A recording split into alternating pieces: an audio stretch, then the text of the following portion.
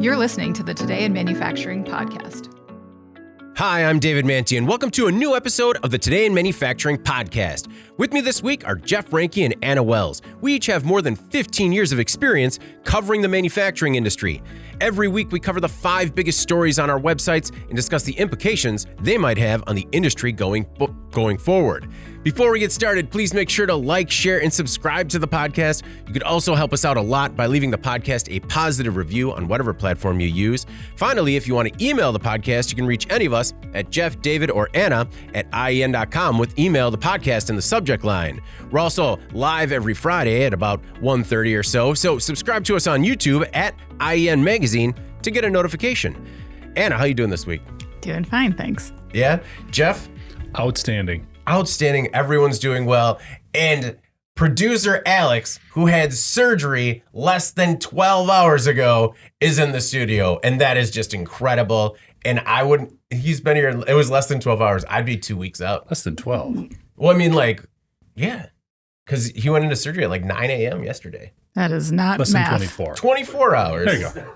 I knew we'd get there. I mean, My bad. it hasn't been that long. Either way, not recommended, Alex. No, he's sitting. He's sitting. All right. It's also kind of weird that I can see your toes right now. Anyway. Is it weird that you're looking at his toes? I'm just looking in that area and all I see are toes. On a scale of 1 to 10, how do you rate Alex's toes? I mean, the 3 I see look pretty good right now. All right. Well, before we get started, we have a word from our sponsor. Oil Eater's household cleaners, industrial cleaners, and industrial equipment are specifically designed to replace dangerous solvents and are used throughout the world. Our safe water-based formula dissolves grease and grime for almost any surface and leaves a fresh, non-chemical scent. Our ultra-concentrated formulas are perfect for light, medium, or heavy cleaning and can be used on shop floors, in parts washers, to clean equipment, and more. VOC compliant, Oil Eater will do an excellent job in a multitude of applications, safely and cost-effectively, while reducing your chemical usage. Safe for the user, safe for the surfaces being cleaned, and safe for the environment. For more information, visit oileater.com or call 800-528-0334. And we're back. And just a reminder that if you want to get a free sample of Oil Eater, please click the link below in the description. All right, our first story this week. Target is canceling orders from suppliers. American spending has shifted, and now Target is canceling orders, mostly for home goods and clothing. The company is also slashing prices to clear out inventory. But with inflation, I guess maybe that just means they'll go back to normal. Consumers quickly switched from spending money on their homes to experiences like traveling or go a night out or anywhere but the house. Shoppers also have less in discretionary budgets as inflation has drastically impacted grocery bills. Americans loaded up on big TVs and small kitchen appliances during the pandemic, but sales have faded, and Target has warehouses with products marked down to sell. Other retailers have had similar issues. Walmart recently told shareholders that 20% of its elevated inventory were items the company wishes it never had. Like everyone, Target is facing higher costs for everything from labor to transportation and shipping.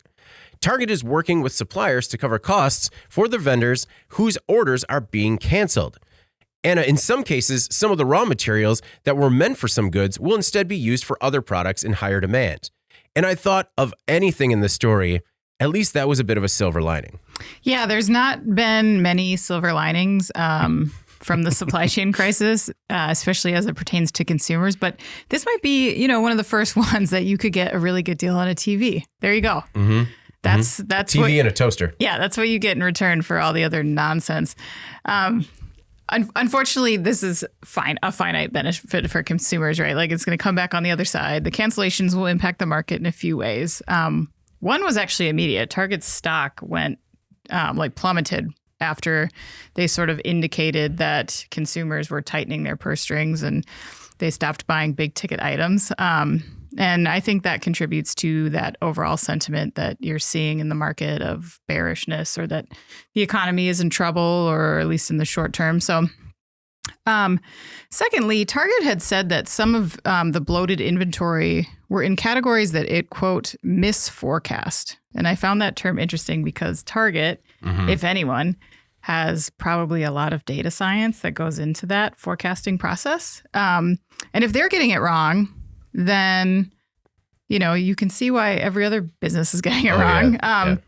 So will this amount to further liquidations and write-downs for businesses outside of retail? Well, we've already seen a bit of that in industrial. We saw a lot of distributors and manufacturers who were holding a glut of PPE, like after the immediate pandemic, and they started seeing cuts into their profits really like last year already. Right.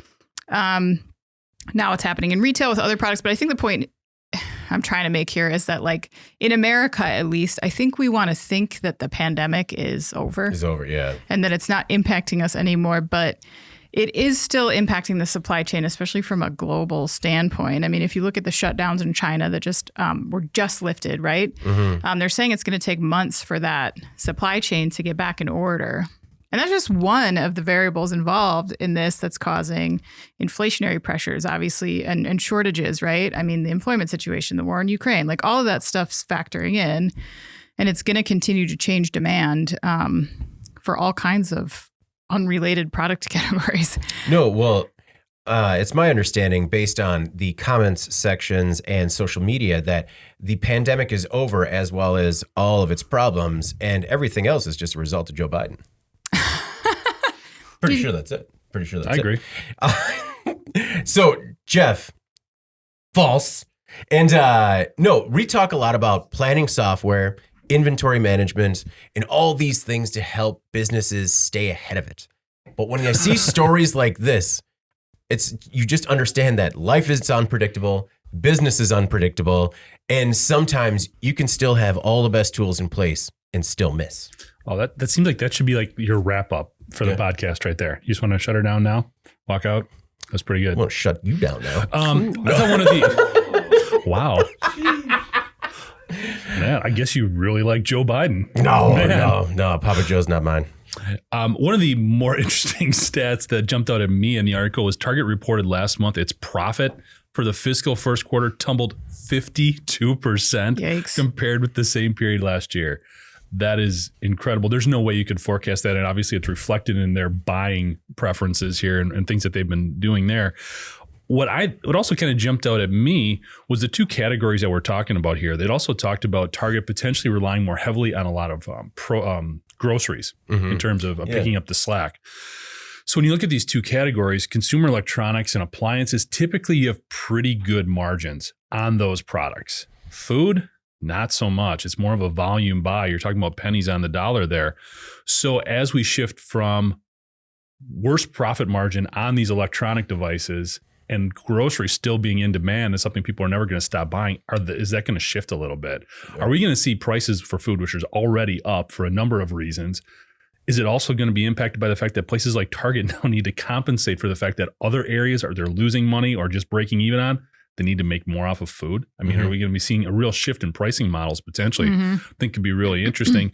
And there's always and there's a lot of give and take with it, but there's sort of that trickle down effect too. And you look at something as big as like the electronics and appliances, in terms of how is that going to affect everybody who's involved in the packaging, distribution. We don't make as much of that stuff here. That's mainly made over in China, but what kind of impact is that going to have on such a big market like consumer electronics too, and on other people? So it's a couple of really interesting dynamics for some converging market categories here. Well, and Anna, to your point, isn't that kind of what you had mentioned when you said, we're going to see it on the other side? Many of the orders for products are being canceled.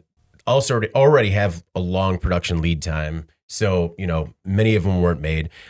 Target also announced that it's going to add 5 distribution centers over the next 2 fiscal years, which apparently is also going to take a bit of a cut as well in terms of its profit margin. All right.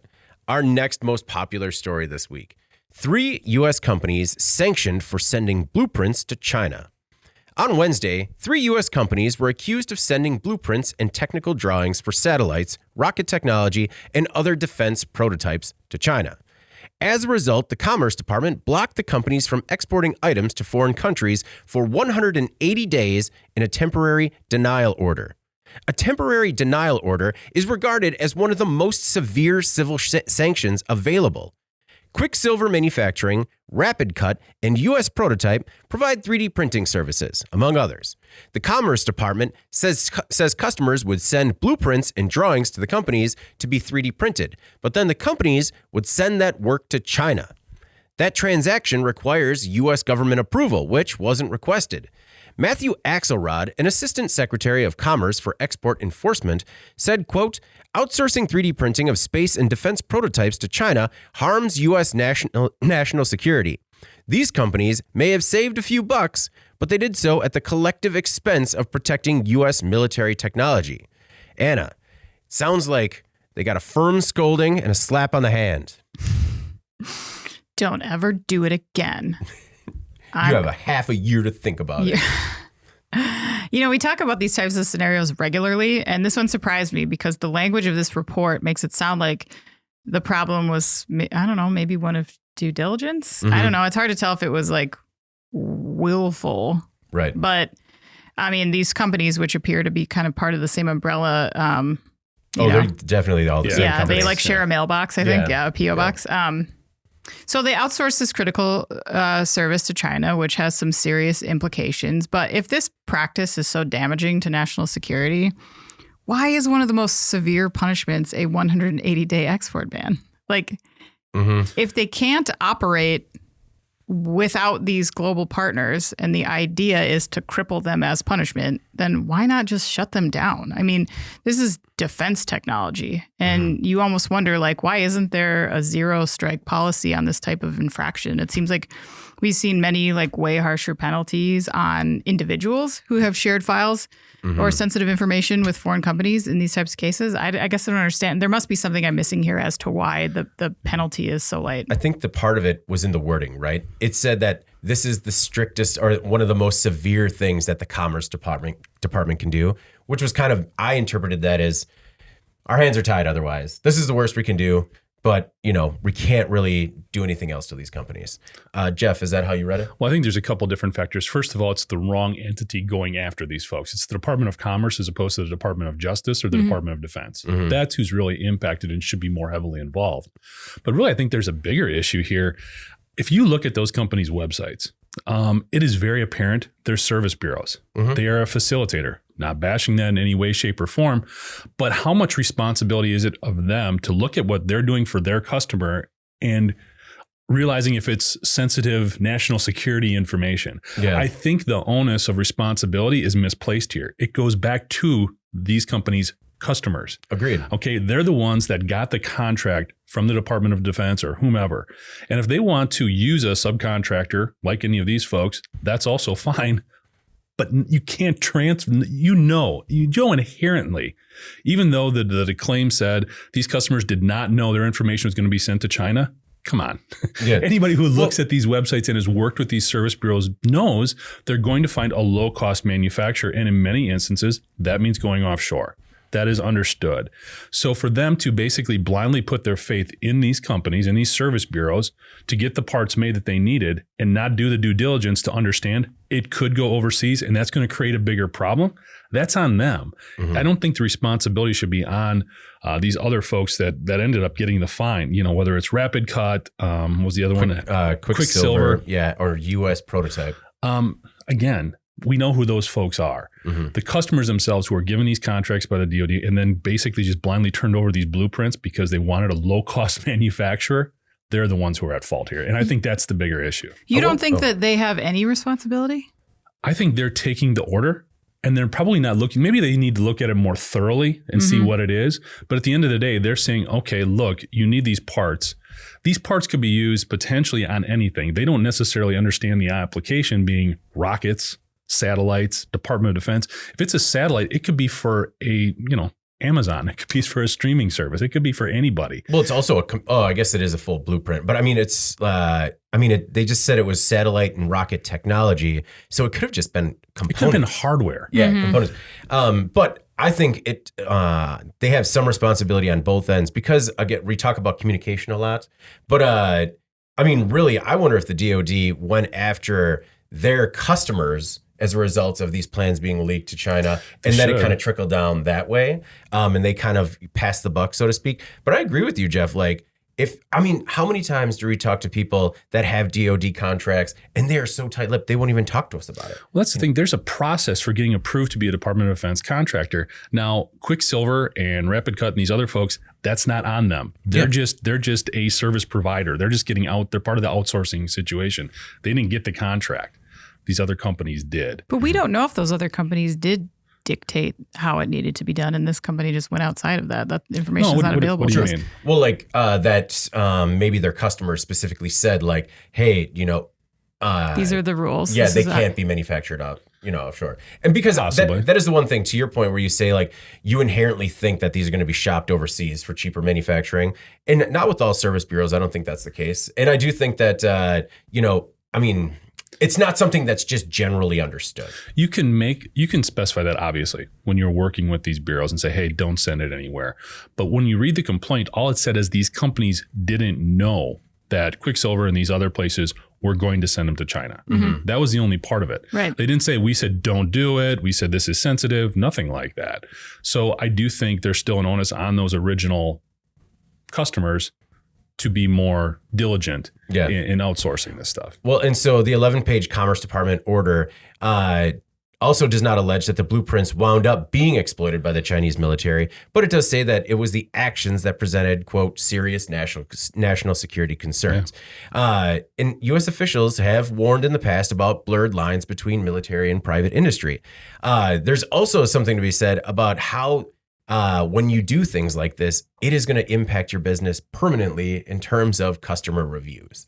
So this just came out yesterday. And when we're recording this podcast, it was Thursday. And there are already people that are just leaving reviews for these companies online that'll probably stick to those companies indefinitely. One person in particular, he goes by George Payer, and he just wrote, "Anti-American scumbag company. Outsourced 3D printing of blueprints for satellite, rocket, and defense prototypes from U.S. companies to, wait for it, China." One star. Yeah. And that is the only review for, I believe, Quicksilver. And that is going to be there as long as they're that company and they're on Google.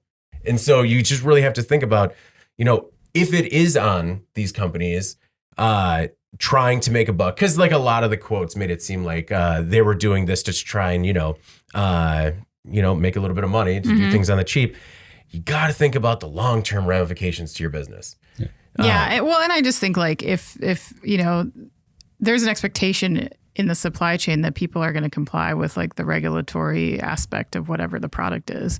So I don't think that the original company, the designer, should be exonerated by any means. But I don't think that this last line of defense person who sent this overseas should just be all like we do nothing. Yeah. You don't think they should be the mope? There's more than one mope. I think, multiple mopes. Yeah. Okay. All right. Very good. Well, our next most popular story this week: Deere moves production to Mexico amid tight labor market. Labor market struggles have proven to be too much for Deere & Company, so the company is moving some production to Mexico. The agriculture equipment manufacturer is relocating cab production from Waterloo, Iowa to a components plant in Ramos Arizpe, Mexico. The relocation could affect some 250 employees, and the move could be completed by 2024. However, according to the Des Moines Register, the total number of employees might be less, depending on production volume and employee attrition over the next 2 years. The company said the move will, quote, balance workforce needs within the tight labor market and open up space to manufacture new products. But the company didn't say what those new products might be. Late last year, some 10,000 UAW workers at Deere & Company plants went on a 5-week strike, most of them in Iowa. Now, Jeff, Deere says the strike wasn't a factor in its decision to move, but maybe it is. Yeah, I'm going to call BS on that one. I'm sorry. I don't buy that for a bit. It's got to be in response. And I think the UAW probably saw this coming. Yeah. When you look at and really it's hard if you're one of these individuals affected, but if you're looking at getting raises for 10,000 people and then potentially losing 250 jobs over the next couple of years, you're probably going to take that if you do know what's coming. And if you're John Deere, you also have to, you can see where they're coming from a little bit. The starting wages down in Mexico are about $3.50 an hour for entry-level manufacturing jobs. Maybe this is a little bit more than that because it is John Deere. Still, that's comparable to somewhere between $13 and $16 or $17 an hour in Iowa. Mm-hmm. Okay, so there's undoubtedly a cost savings involved there. And if they do have extra space in this Mexico facility, they can save money doing it. They just, again, took care of 10,000 workers. I think this is definitely in response to that. Anna, your thoughts on John Deere moving the jobs over to Mexico? Yeah, I agree with Jeff that this is, I don't know if I would say retaliation, but I do agree with some of your points that they're taking advantage of there's a cost impetus here. And I think they're kind of maybe blaming it on something else. I accuse Deere of nothing here, but the situation's interesting, I think, in the sense that we've seen so many companies publicly bemoan this labor crisis, but Deere might be the first one to actually contend that it's the core issue that's driving it to move offshore. Mm-hmm. Whether or not that's true, and it may very well be, I do think we might see more of this, where a business has maybe been wanting to offshore, but they haven't because they don't want to deal with the associated backlash. Mm-hmm. But now might be an actually perfect time to just say, I can't get enough workers here, Yeah. And I mean, it's different. When a company's leaving a town destitute and just adding to their corporate profits by moving to Mexico, people are mad. But are they less mad right now when somebody says, "Hey, we just can't get Americans to work here"? Mm-hmm. I don't know. Maybe this is the time that you can kind of sneak that play in. It's just such a strange shift right now with this job market. I mean, I read recently that the average over history is for every available job, there are 2 job seekers. And for the first time in history now, there's less than 1 worker for every available job. Mm-hmm. Yeah. So what does that mean for the manufacturing industry? And, as they go out and try to, curry favor with these regions because they're going to create jobs, will we see less of this massive scramble for jobs just for the sake of jobs? Or, will the tax break system change a little bit? Will politicians who peg themselves as job creators move on to something else? Mm-hmm. I don't know, because right now it's just not something that everybody needs. I guess it's just not as compelling of a case to make. So I don't know.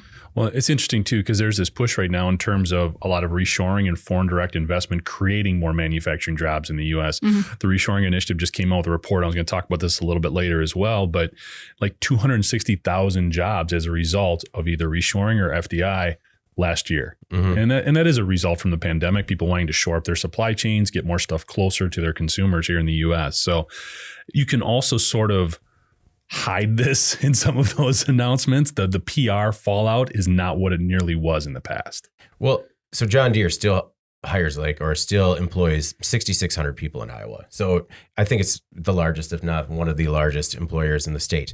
And I guess I don't think it's as close to retaliation as you guys, Jeff, is your cost cutting sort of. I don't think it's that, because last year John Deere came out and said, "Hey, we're looking to hire dozens of workers in Iowa if we could find them." I think retaliation maybe is too strong of a word, but a response to it. Yeah. I think in terms of finding the dollars, because look, you can talk about record profits and all that stuff all you want. Corporate boards are going to do what they're going to do to make shareholders happy. Okay, mm-hmm. That's just going to happen. Yeah. But if they were looking at a way to sort of ease some of those cost increases in terms of paying people better, this is a way they can do that. Well, they also said that the percentage of people, or it's also a fact that the percentage of people in the state willing to work hasn't recovered at the same rate as the nation's since the pandemic hit. Iowa had roughly 61,000 fewer people either working or looking for work, according to the U.S. Bureau of Labor Statistics. So the pool's just not out there. Iowa employers have, looked to immigrants to help boost a workforce, but that's also been difficult because of COVID and tighter U.S. immigration policies. Peter Orazem, who is an Iowa State University labor economist, said that Iowa needs to work harder to attract workers to the state or face the possibility that more companies might be looking to move operations. In response to that, Debbie Durham told the Des Moines Register that Debbie Durham, who is the Iowa Economic Development Authority's director, disagrees and says that the tight labor market isn't unique to Iowa, but that the state is actually in a better position than others because its economy is growing. So, I mean, Okay. Debbie Durham says generic statement. But I thought it was interesting that there are more than 60,000 fewer people in the Iowa workforce. And I mean, that has to strain things incredibly. Yeah. I mean, I think everybody's dealing with it. We've talked about that in a number of instances before. Yeah. All right. Well, our next most popular story. Jeep tips over for second time in crash test. A Jeep Wrangler had a hiccup during a crash test by the Insurance Institute for Highway Safety. During a, quote, small overlap crash test, a 2022 model tipped onto its side. The test crashes the car into a test barrier at 40 miles per hour, but only the outermost part of the bumper makes contact with the barrier. The crash is rare, but it could be extremely dangerous. The Wrangler earned a, quote, marginal rating, the second lowest. After a similar issue in 2019, Jeep engineers modified a suspension component. Automakers often conduct crash tests themselves, but the IIHS performs its own tests to check the automaker's results. And according to an IIHS spokesperson, this is the only vehicle model to ever tip over during the trial. Still, Jeeps are a little bit known for this. Yeah, so Jeep does have a bit of a checkered history, I think, when it comes to tipping and flipping. So SUVs, as you probably know, are more likely to tip or flip than cars, right? They just have a higher center of gravity. It just, makes sense. But the article mentioned some issues with the 2019 crash tests where that Jeep tipped over and engineers attempted to fix something that may not have worked, I guess. Yeah. But Jeeps in particular have got some really bad press back in the 2000s. And I don't know if you guys remember this, but it was the first thing I thought of when I saw the story. But there were two auto magazines that tested the Jeep Liberty back in, I think, 2002. One accidentally flipped it during the test, a magazine. So I don't even know if that was like one of us. Flipped it during a 40 mile per hour zigzag test. The other auto magazine suggested that the vehicle had uncertain handling and should be recalled. Oh. Yeah, which is pretty bold coming from a trade magazine. But anyway, Jeep later redesigned that model to make it shorter. Jeeps tend to be light, tall, narrow, which are all contributing factors. And they do have a reputation of more easily tipping and flipping than even other SUVs. This hasn't seemed to impact the popularity of many of Jeep's models. It's not uncommon to see, 2-3 Jeep models in the top 10 best-selling vehicles in the U.S. in the last few years. They typically make those lists.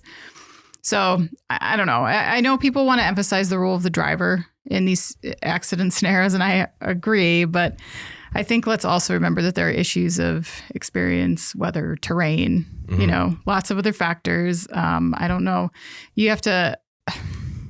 As an automaker, you do have some responsibility to try to fix these problems when you see them occurring in these tests, right? So I don't know. Will Jeep say that these aren't real world tests again? Because that's what they claimed in 2002. Yeah. They were just like, this isn't the real world. So, and maybe they will say, they said that about the auto magazine tests at that time too, that they were not real world driving. But I think that they need to take some responsibility and figure this out. Well, didn't they say that they couldn't recreate the same scenario when they tried running their own tests? I guess, but I don't feel comfortable with that excuse. No, I don't think that's an excuse. Really, what it did for me was it kind of made you give a new respect to product developers because they can plan for everything, try to engineer out every possible safety critical issue and still miss something. Right. But in every case, it seems like Jeep has gone back, made design changes, and made it right.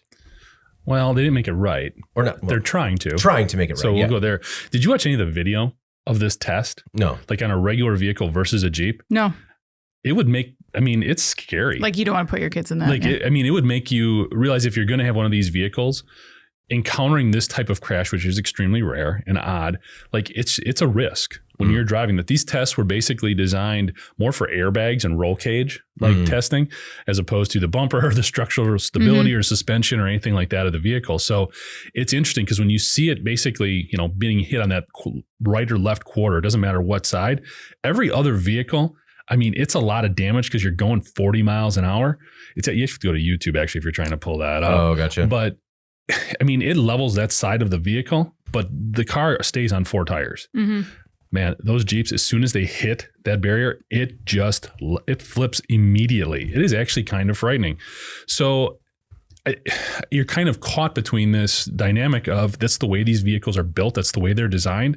They do have that higher center of gravity. They're not going to be as stable when they encounter this type of crash. I don't know if there's anything you can do to really out-design that, because this is basic physics. I mean, it's what it is. So I don't think Jeep is kind of turning a blind eye to it. Like you said, Wranglers continue to sell extremely well. They're a really popular vehicle, but it's probably good to know in this type of environment or in this type of setting, or if you ever encounter this type of crash, you are at greater risk in a Jeep. So do you think people know? I don't know. I mean, because it's not a mandated test, right? It's something that they do so they can put out these ratings and make the consumer more informed. I don't know how widely recognized they would be, or even how much people would seek it out to know it or understand it. Because when you think of a Jeep, this isn't the type of driving you're thinking about. You're thinking about being able to go over stuff and get off road and enjoy that type of dynamic, in which case you need the vehicle built the way it's built to do those things. So to me, it does feel like a trade-off. I don't know if maybe Jeep does need to do more to educate their drivers, but at the same time, there's also a personal responsibility you have when you buy a vehicle and know about it. No, I understand that. And actually watching the video of the test. So other cars, when they do this test, they don't tip over? Because it's just Jeeps. Yeah. We got one right here if you want to. I don't have that one right up, but if you see another vehicle that does the same test, it does not flip. It just runs. It's violent. Okay. Yeah. It is a horrible impact, but it's the airbags and it's everything else. And you see the cage stay together and the vehicle basically just kind of shutters off to the side. No, you're right. And it's not, it is 40 miles per hour, which the first time I ever got into an accident, it was at 25 miles per hour, and it really opened my eyes as to how much damage you could do at 25 miles per hour. And you're right. Watching this test footage is kind of crazy how you think it's just going to kind of run and maybe scoot over, but it just completely flips over. Yeah. And you're right. They haven't fixed the issue yet, but historically it has seemed like when an issue like this has come up, Jeep has made a change. So Stellantis also said that, we consider third-party testing and factor it into our product development process, but we engineer our vehicles for real-world performance. Oh, man. So maybe they're not doing anything. That's a bummer. It is just education and putting the word out. Yeah. Well, frequent commenter Seth says, Jeeper's going to Jeep. And honestly, that's true. You're not going to, anyone Des, when we're driving, Des knows truck, van, car, Jeep. They're out there everywhere. And they are a passionate bunch. Interesting side note. I was doing some research on this story.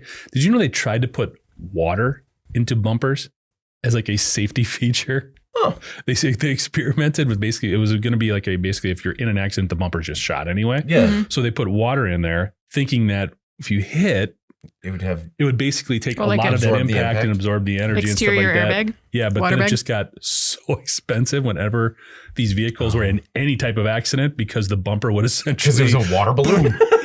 just kind of explode. Weird.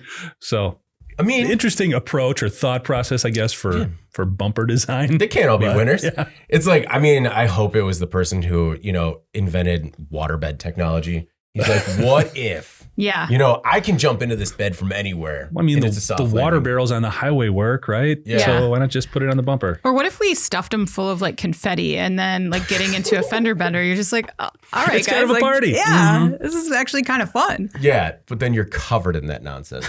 You're sweaty, you're angry, and it keeps sticking to you, and you're like, I can't get it off. It's like being at the walking out of a concert. As long as it's not glitter. And you just sorry, it's a glitter bomb covered in bumper confetti. Mm-hmm. It turns out the new Gremlin EV is going to have bumper confetti.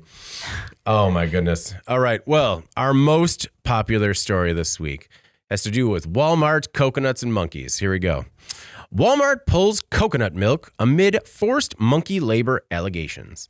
Walmart is the latest major retailer to drop Choco coconut milk brands, the Choco coconut milk brand, after allegations of forced monkey labor. Other retailers, including Target, Costco, and Kroger, already dropped the brand following powerful PETA pressure. In 2019, PETA investigators in Thailand found out that the coconut supplier was using chained up monkeys to pick the fruit. The next year, a follow-up investigation found that many farms were still using monkey labor, as well as operating monkey schools and running coconut picking competitions with the animals. The brand said it contracted a company to conduct a monkey-free coconut due diligence assessment in 2020. The company said the assessment, which involved site tours and personal interviews, turned up no evidence of monkeys being used for coconut harvesting. And Jeff, they've got no reason to lie. They don't, or they do. Here's my thing. This company has gone and spent a lot of money and done a lot of stuff to try to dispel this situation. Okay. They have produced the audit reports. They've been on this since last year, basically saying, hey, we're clean. We are not doing this. We're not sourcing from farms that use monkey slaves. Okay. Basically. And I think they deserve a little bit of credit for that. Now, I'm not going to lose any sleep. If Walmart wants to choose a different supplier for whatever reason, that's fine. But if this company is doing all of the due diligence and producing reports and using third-party auditors to basically say, we're not doing this, and the sole reason that they're losing customers is because PETA is basically bullying a store into doing this, I think that sets a dangerous precedent. I'm not worried so much about this Thailand-based company, but PETA has a history of doing this. Okay. I can appreciate the passion and I can appreciate where they started and what their overall overarching goals are. I'm not trying to advocate inhumane treatment of animals. Okay. Right. But when you see a company like this or anywhere saying, you know what, this was wrong, we fixed it. We're also working with a number of these farms to make sure they're not doing this. They said they have made touch with over half of the farms in Thailand and can verify that they are no longer doing this practice. And they're going to continue to push these efforts to reform their industry. I think PETA can call off the dogs a little bit here. Oh, but they don't. PETA's already on to the next one. And that's my issue here. My issue is not, look, Walmart, maybe it was the right move for them to do. I'm not worried about that. What I don't like it is when you've got somebody who's relying on information that is more than 2 years old, which is what PETA is using. And there's been changes in the situation since, and they're still trying to use this pressure and this clout to basically force a retailer to make a decision that may or may not be in their best interest. I have no idea, but potentially is going to hurt this company. Now, if this was a U.S. company, I would probably feel a little more strongly about it. But again, it concerns me that an organization like this can basically grab a bunch of headlines without having all the facts and bully somebody into making a decision. No, they're on to the next one is 99 Ranch Market. So PETA basically, all the retailers that we mentioned before, PETA got them to drop it. I mean, that was one of the things that I noticed is when the story came out, I was like, Costco did this like two years ago. I know. So it seemed like I thought part of the story was going to be what took Walmart so long. And really maybe Walmart saw that the company was trying to do things right and just eventually succumbed to the pressure. I don't know. What do you think, Anna? Monkey slaves? I mean, I do think that PETA has a history of bullying. I agree with you there. People take a really hard line on PETA. Either you hate PETA or you don't. There's no middle ground. Polarizing, they are polarizing. But I don't think that they have a history of like making things up. And I think like it's hard to take this company's word for it to say that we've hired these third-party auditors. We're doing all these things to fix this problem. I haven't really seen any evidence of that, like looking through some of the stories that have been published. You hear about this all the time where people are being exploited in the supply chain, and these companies overseas just, they say that they're doing this X, Y, and Z. Even American manufacturers say like they have a handle on their supply chains, and they really don't. So I can understand, I think, why PETA is like still pushing this really hard, even though this company is saying like we're trying to solve the problem. It's like, what credibility necessarily do they have to say that we believe them over somebody else? I don't know. It's kind of a he said, she said, right? But we do know that they were doing this before. And what, to me, it's like less about the monkeys. I can't believe we're talking about this. Monkeys contributing to the labor force, but like rather how it was being done, because it was characterized as like these monkeys were being abducted from their families and chained up all day. And like, that's really awful and horrible. It was very sensationalized, and it definitely looked like a PETA video where they had 5 clips of probably the worst treatment towards monkeys that were used in a 1.5 minute video. But I mean, do you look at that and say like, oh, it's probably better than that? No, I don't. Okay. And that's why it's like something has to be done. Right. Because my take on this is that, first of all, enslaved monkeys, like, if they were treated better, I don't have a real problem with this practice of using monkey labor to harvest coconuts. Some horrible thing, they're accused of some horrible things like pulling teeth out of these monkeys that if they were to get violent. But it reminds me of any animal touching industrial operation. There are bad actors, and this seems like they found a solution to a problem in the supply chain. And then there are bad actors that did a horrible job doing it. And as a result, like, now anyone thinks of a coconut, they think that an enslaved monkey whose teeth have been ripped out have milked that coconut.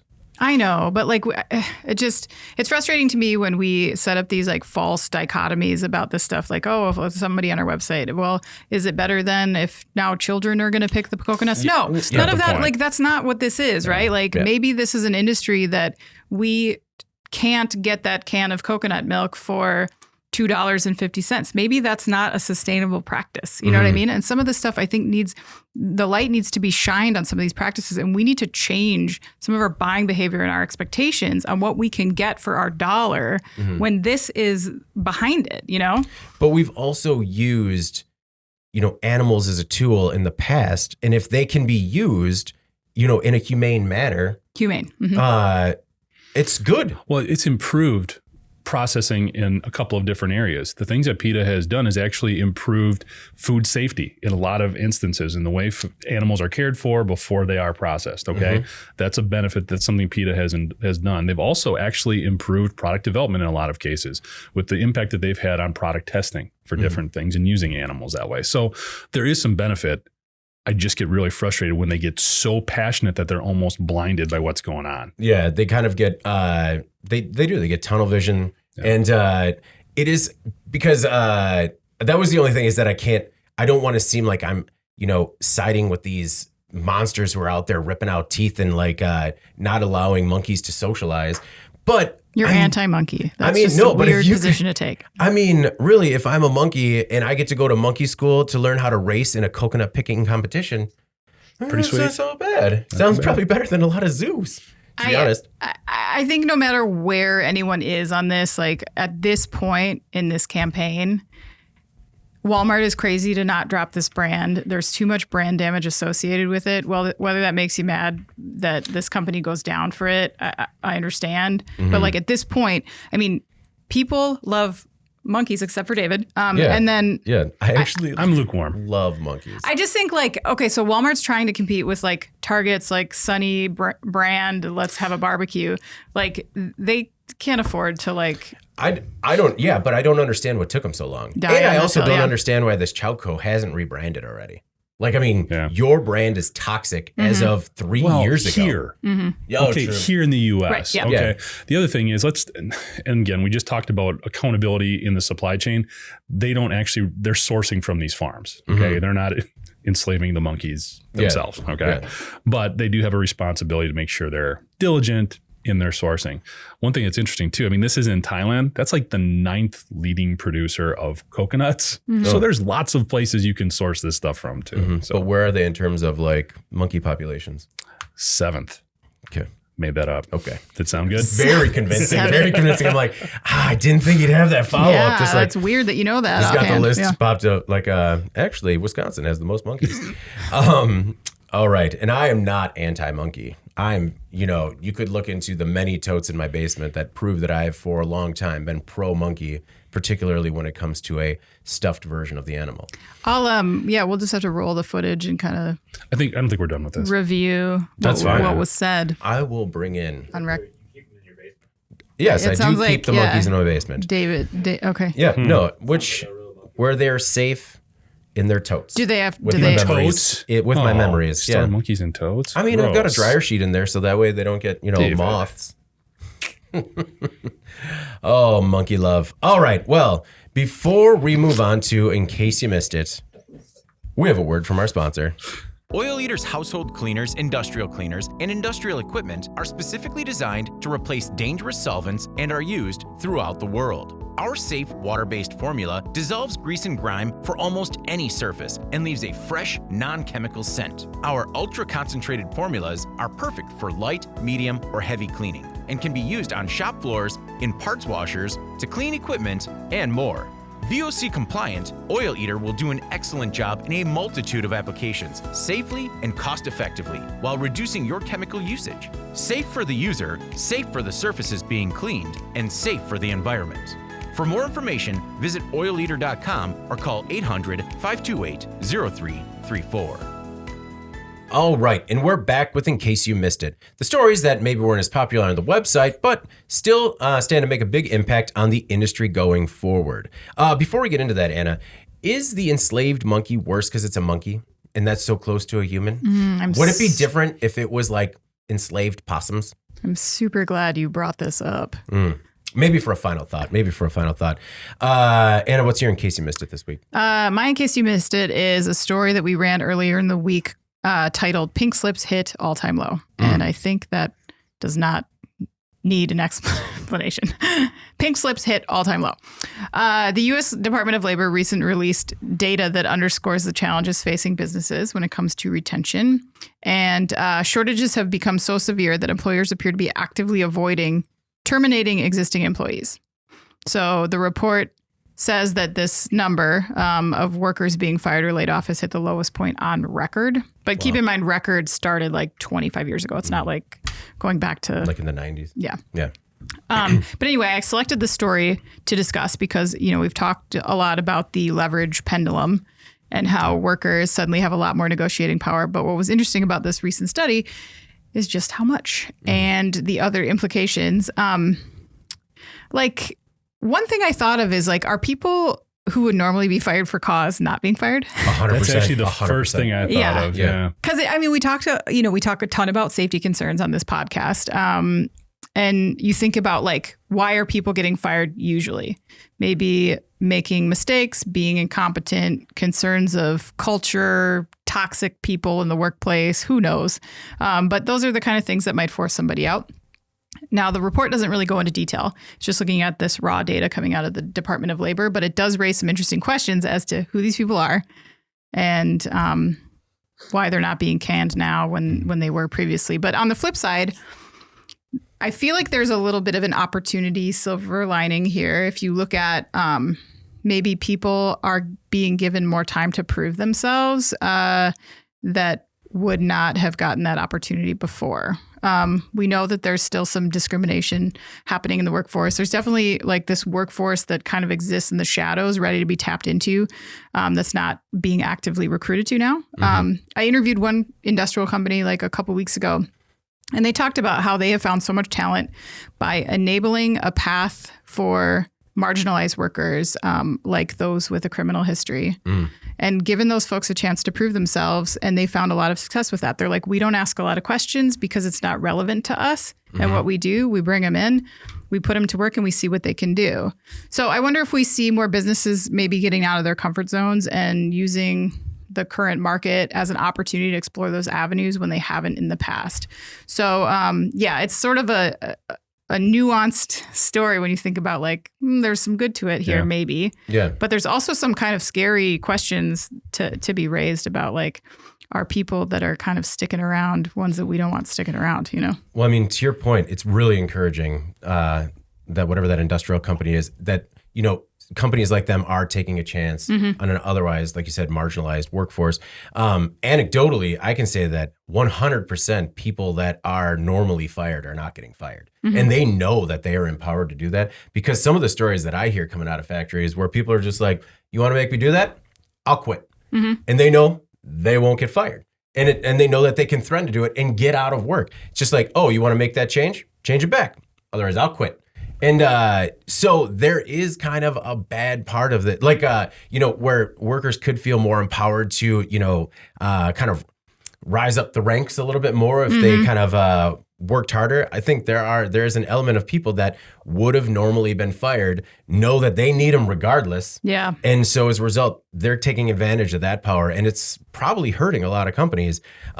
Same thing with, and I know that I've mentioned it before in the podcast, about companies that are hiring people that were rehiring people that were terminated, not just once, but twice or 3 times. Yikes. And I mean, if you're already rehiring people that you fired before, maybe now you're just like, all right, I'm not even going to go through the paperwork of firing you. Well, I think I'm going to go back to a positive element of it. Sorry. I think one of the positives of these fewer pink slip stories that I thought about too is I think there's more pressure on the mid to upper level management to really develop people and really, because if something's not going right in your department, you can say, well, we need new people. These folks aren't doing their job. Well, hey man, you hired them. Okay.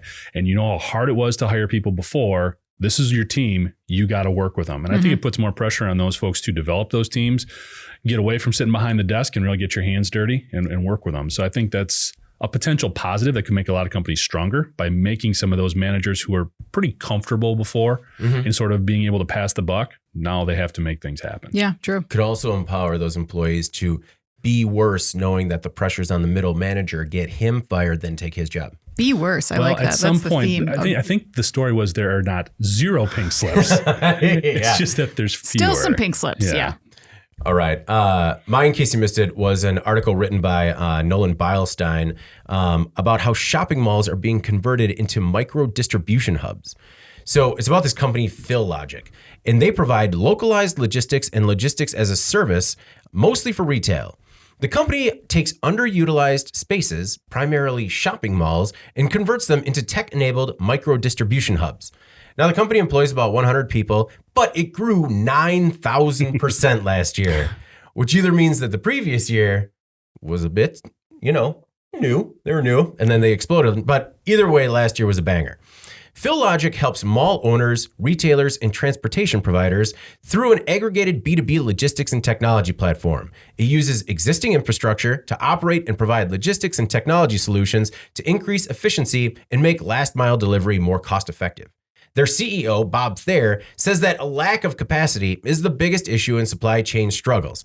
The pandemic started unprecedented demand, and now we don't have enough people, boats, planes, trucks, and buildings to handle it. Adding capacity for a much lower cost and much more efficiently seems to be working for PhilLogic and their partners. Now, PhilLogic could use alternative types of industrial real estate, but it really doesn't want to compete with traditional industrial real estate because it's expensive. What's not expensive right now? Spots in malls. You can get it for nothing. Now, they're helping stores get organized and help them with e-commerce fulfillment by turning unused space into essentially mini Amazon fulfillment centers. And I just thought this was a really cool idea. And I'm also just naturally intrigued with what is going to happen to shopping malls in America. We've seen some companies turning them into condos, and we've seen other companies, one just turned like an old JCPenney into a pickleball court. So people are getting creative, and this was a solution that seemed to solve a lot of problems. I think we've seen this on a micro level, and this outfit has really taken it much bigger and really blown it up. Obviously assisted by the growth in e-commerce that was brought on by the pandemic, but really a smart idea. I mean, we see it here on the West Side. A couple of those anchors for that mall in the Westtown Mall, they're done. And they're definitely going to be repurposed. Doing something like this where there's not a ton of infrastructure investment that's needed too, in terms of keeping costs down, good paying jobs for folks that are looking for it. Yeah, smart idea and well executed, obviously, with the growth that they're seeing. Yeah, instead of turning it into a trampoline park, they just did the shelves, a little bit of lower cost entry. Yeah. So, or another craft brewery movie place. Easy. What? Oh, Jeff's mad. Oh, okay, never mind. Hey, we all got plans tonight. It's all right, Jeff. It's all right. I'm sure it's going to be a good one. I don't have plans. Do you want to go to craft brewery movie house? Okay. See? Anna, what were your thoughts on these micro fulfillment centers? Yeah, I liked it. As much as I love a good BuzzFeed slideshow of abandoned shopping mall photos. Yes, those are awesome. I know they're awesome. But we have a problem in America of like tearing things down that we don't need anymore and then putting up almost identical buildings on top of them. So yeah, if we can utilize buildings that already exist and use them to their capacity, I think that's such a great idea. I mean, like you said, like people are getting creative. We need more of that. That's perfect. Like with a BuzzFeed headline, like American wasteland right before our eyes. See nature reclaim an old Boston store. It's like, so there's a weed in it. So right. I don't know, I was looking at a weird thing on Atlas Obscura today about old amusement parks like around the world that have just become overgrown. It is so creepy. I creepy love cool. that article. Between amusement parks and then old Olympic stadiums. Yeah. Oh, those my are good too. Goodness. What a waste of resources. Sad world. But it gave us 10 minutes of entertainment, so totally worth it. Maybe even 15 if it had a lot of photos in the gallery. Jeff, what is your, in case you missed it this week? Mine, I picked a story talking about senators are urging CNH Industrial to offer striking workers more. So we covered this about a month ago. I think it was actually on the podcast. We talked about Case New Holland. They've got plants in primarily Wisconsin and Iowa. They've got a bunch of folks that are striking basically for the same reasons John Deere workers were striking. They want to get paid more. CNH is coming off a huge year. Brought about in the article again, it was brought up about how well compensated their CEO is. And basically one of the things that this brought up was a group of senators, our very own Tammy Baldwin being one of them, Bernie Sanders another, and a group of others are basically getting involved now because one of the big issues is healthcare costs. They're looking at trying to give these folks a less than 2% pay increase while healthcare costs have gone up. The deductible has gone up significantly. So basically more out of pocket expense. It's not being compensated for in the raise that they're looking for. And I thought this was interesting for a couple reasons. Number one, it's right after John Deere. Okay. We saw the folks at John Deere get their pay increase, and now we just saw some jobs going down to Mexico. Also interesting that we've got some senators, some actually very high, big name senators getting involved in this plight and actually going to these facilities, trying to help these folks out. This also comes in, and again, I mentioned it before, all those reshoring numbers. So we've got this interesting dynamic. We've got all these jobs coming in. We've got current employees who are saying now is the time for us to try to get a better pay package because it is hard to hire people. There is a job market shortage, but is that starting to turn a little bit? And I just wonder, number one, is the influence of these these senators, because a couple of them are rather polarizing. Yeah. I don't think there's a lot of middle of the road feelings about Bernie Sanders. Does that help the cause or not? And secondly, do these workers, are we starting to see some of these situations where workers are striking? Do they still have the same clout that we thought they did maybe even 6 months ago? Yeah, I definitely think things are shifting. And it's a constantly evolving market. I do think there's still leverage, but maybe since we're a little bit further out of the pandemic, companies feel a little bit more emboldened to push back a little bit. I think so too. And especially again, Mexico is just getting hot again in terms of people because it's that near-shoring approach. Summer. Logistically, you can get Sorry. Not so much for vacation. I apologize. I couldn't help myself.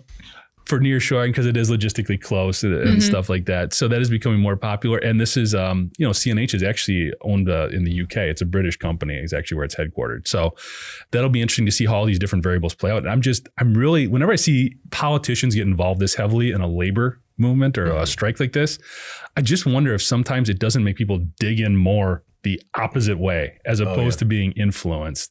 And again, I think that becomes more of a personal thing, unfortunately, as opposed to a business practice or what's best for the company or the employees.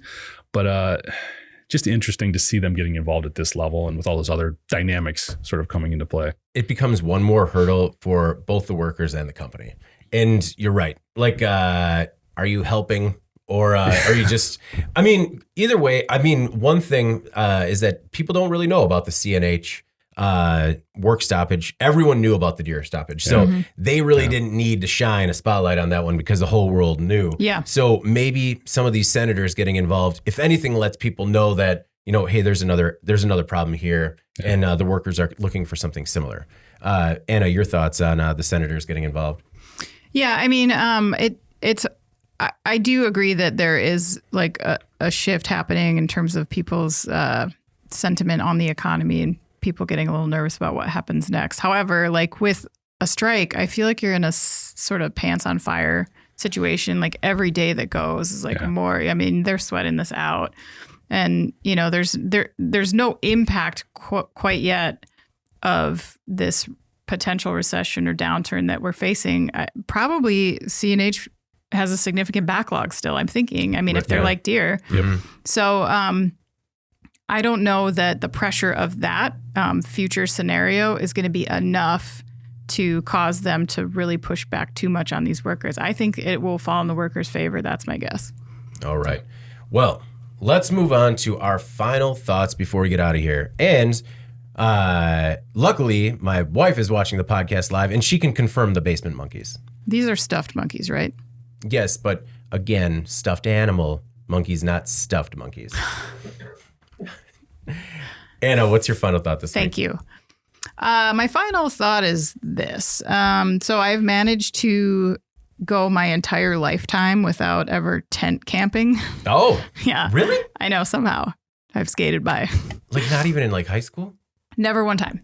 Wow. And somehow I got roped into taking my family camping this weekend. My daughter's had like a little cold, so we're going to see if it works out. But our plan is tomorrow to go to the state park to meet some friends and tent camp with my family. So Man. see how that goes. I don't know what, for the record, like 3 little kids sleeping on the ground. My husband will be there also, but I don't know what happens. I don't know if this is a good idea or not. I know that camping without children, we have not attempted Yeah. camping with children either. But it's already pretty logistically tough when it's 2 adults. Yeah.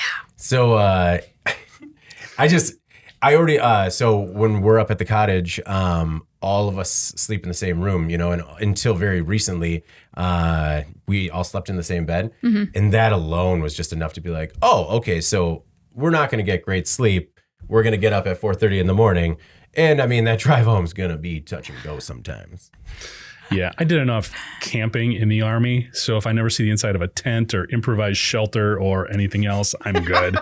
You Please, guys, when you're camping, please go to one of your friends and be like, nice improvised shelter. Yeah. guys, that was the boost I needed going into this weekend. Thank Make you sure for you the take positive thoughts. Plenty of because if it rains, Yeah. that's the worst. Make sure you have enough ponchos and everything else to cover everything if it rains. I don't have No, any I don't. ponchos. Actually, no, that's not true. Get I can't agree with Jeff there. If it rains, you just get everything in the car. You just and go. leave, right? Yeah, Yeah, just okay. no. And that's for better sure what we idea. would do. Better idea. Yeah, like I don't know. I just standard weekend stuff with the kids. We're like, just run them all day, keep them in the sun, so hopefully they just hit that bed, and crash. So they invited us on this camping trip, and then my husband literally that day buys a 9-person tent on Amazon. Whoa. And then It's a big swing. I know. And then like a couple days ago, he's like, "Are we really doing this?" And I'm like, "Yes, you bought a 9-person tent. We're doing Do this." you all have It's like, sleeping bags too? yeah. So I don't know. What else do you need? Patience. A lot of patience and tarps. Yes. Can't have enough tarps. Yeah. Thank you, Alex. A lot of tarps. Thank you. Okay. Guys, Well- I'm really nervous about this. Also, Bug you, spray. you could Bug have spray have. asked anybody. I mean, about tents. We have like 3 tents you could have borrowed. Yeah. Just everyone in Wisconsin has that tent that they use like twice a decade. I think he wanted to buy the tent, and it was an excuse to buy it because he likes to camp, and I've always been a little resistant. Yeah. So this is probably his way, his entree into like, this is our life now. I don't know. He likes to tent. You've been married like what, a decade? Yep. And still 9 years. Yeah, camping? almost. Yeah. Okay. Well, you know what? Why is that weird? Oh, because she says that he loves to camp, but she's never gone. Yeah. But they've been together 10 years. see. Yeah. That's all right. You can figure out an excuse for that 1,000 times. Yeah. Like, s'mores and those little like pudgy pie makers. Yeah. And then you're, That's true. or in a walking taco. The first time I had a walking taco as a kid blew my mind. I was just like, I just eat this bag Right out of the bag. right out of it was great. The pudgy pie things, don't sleep on those, man. You can make some awesome grilled cheese in those. Oh, yeah. All right. Yeah. See, you guys want to go now. I feel like. No. Well, we have room for never. 4 more people in our tent. I'm good. I love camping. I don't like the That's you logistics guys, of it. Yeah. Everyone's invited. Well, good luck. Thanks. All right. So my final thought this week is so Wednesday, our softball game got rained out, but it wound up being a beautiful afternoon. It just so happens that the Parks Department is real careful with their fields.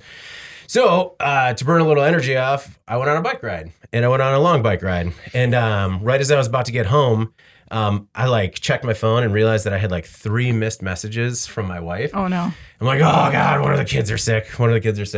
And she was really scared. She thought that she might have heard fireworks or maybe gunshots. And so I was just like, okay, she kind of downplayed it a little bit. I'm like, all right, well, it's probably fireworks because we got a lot of kids in the neighborhood. And then I was riding my bike back down on Acewood, and there are cops everywhere. And I stopped, I talked to the cops. I'm like, yo, what happened? And these guys are 3 houses away from mine, 3 houses down the block.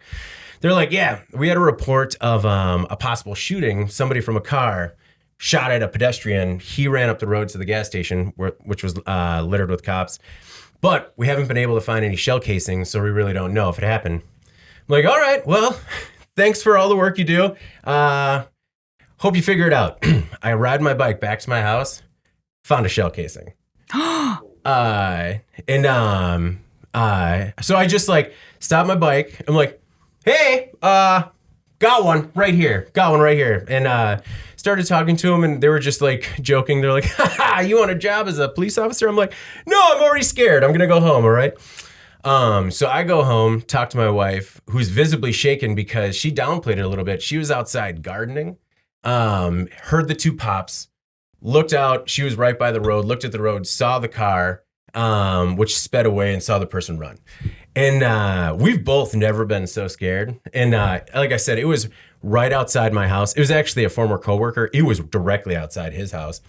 And I just think that I say be better a lot on this podcast. And I just think that everyone from every walk of life just needs to do a better job at being a better person, because our entire neighborhood is terrified right now. Oh my God. I feel like I shouldn't be able to, I can't talk about it because it's gun related, and everything gun related right now is completely politicized and polarized. But there's a simple fact that this situation happened. It was incredibly scary. There's no good answer except people trying harder to be better people. Wow. And that's my final thought this week. Jeff? Okay. That's terrifying. It is terrifying. You should never have to check your kids and then make sure that there's not a hole in the wall. Yeah. Anyway, sorry, I was didn't mean to spring that on you guys, but it was just That's crazy. It's kind of stuck with us. And we were talking about remodeling. We've talked about it a lot on the podcast. Yeah. And we started calling our house our forever home. And then it was just okay, let's start talking about where we're going to move. Wow. Yeah. Because, it's something like that really shakes you to the core, and just okay, yeah. It's one thing to try and stick it out. It's another to put my family in danger. But anyway, sorry to be That's a lot, man. Wow. Yeah. Yeah. Well, especially with Carrie being outside. Yeah. Man. No, it is crazy. And so just, be better people and be safer and be aware that there are other people around you in the event that you're going to make a terrible choice. Well, in comparison, my week was nowhere near as eventful. Mm-hmm. All I would say is my final thought is I can confirm with what Anna was saying before, that COVID-19 is still real. We had to kind of run through the house a little bit. Yeah. And it was definitely disruptive this week. So yeah, still need to be safe and better and still catching COVID. Yeah. Well, and still real. But everyone is feeling better now, yeah, right? Everybody's good. I think the precautions we took before definitely paid off. Yeah. So that was good. Transitioning to our trivia, I guess, to wrap stuff up here. The question last week, we wanted to know which automaker has seen the highest level of engagement on our sites in the last year. Far and away would have been Tesla. So Tesla was not one of the options. We said, was it Ford, GM, Toyota, Stellantis, or Nissan? The answer is Ford. Ford definitely did get the most. I think a lot of the Mustang, the F-150, the electric F-150 coming out definitely propelled them. Oh. And congratulations to Joe. He got it right. He's getting Today Manufacturing hat. Way to go, per Joe. his request. Also wanted to give a shout out here to Nick. The last 2 weeks, Nick has responded for the first time to the trivia questions, and he got the second most popular. Oh man, so close. So I said, Nick, great try. Let us send you something. And his response is something that I think we should all feel good about. He says, I appreciate the offer for a shirt, but until I win it fairly, it just won't feel right. He's got to earn it. Don't worry. I am not giving up yet. Yes, Nick, I hope you get that. We are all rooting for you. we are. Yeah. Your virtue and dedication to this podcast and the trivia responses is greatly appreciated. And what we can all appreciate most is the final comment in his email was, I just hope my wife doesn't get it right this week or I'll never hear the end of it. Nick, we are with you, my brother, and we hope you can get this week's answer correct. 100%. Don't worry, Nick. I have not gotten one right either. This one was a coin toss. So sticking with this trend we've had the last couple of weeks, let's talk about some of the companies we cover. Because I know when we see certain stories for certain companies, we're like, this is going to work. This is going to get a lot of page views. This is going to work. People are going to like hearing about this. So these are the companies that I picked out. I want to know which one of these over the last year had the highest level of engagement on our sites. Okay. John Deere, SpaceX, Boeing, Amazon, or Harley Davidson. These are all companies that definitely get a lot of eyeballs. Again, your options. Which one was first? John Deere, SpaceX, Boeing, Amazon, or Harley Davidson? Let me know. Tough And one. at least It's a tough one. 4 out of those 5 are in the news almost daily. The difference between the top 3 is tight. Yeah. Well, that's but the one outlier that I was thinking of maybe doesn't have news every day, but when we do have news about that company, it is incredibly popular. Yeah. So all right. So this is a tough one. Hope Nick can pull it come off. on, Nick. And hopefully his wife doesn't give him too much crap when she gets it right. Man. Or we can send her a t-shirt too. I don't know. Not getting trivia right and crap from the wife. Nick. All right. All right. Well, before we get out of here, please make sure to like, share, and subscribe to the podcast. You can also help us out a lot by leaving the podcast a positive review on whatever platform you use. Finally, if you want to email the podcast, you can reach any of us at Jeff, David, or Anna at in.com with email the podcast in the subject line. Finally, you can subscribe to our daily and weekly newsletters. Make sure you get the make sure you get the podcast delivered to your inbox first. Also, Lindsay Parsons, thanks for sending the awesome use of a wind tunnel. I really appreciate it. All right, for Jeff and Anna, I'm David Manti. This is the Today in Manufacturing podcast. We'll see you next week. Thank you for listening to the Today in Manufacturing podcast.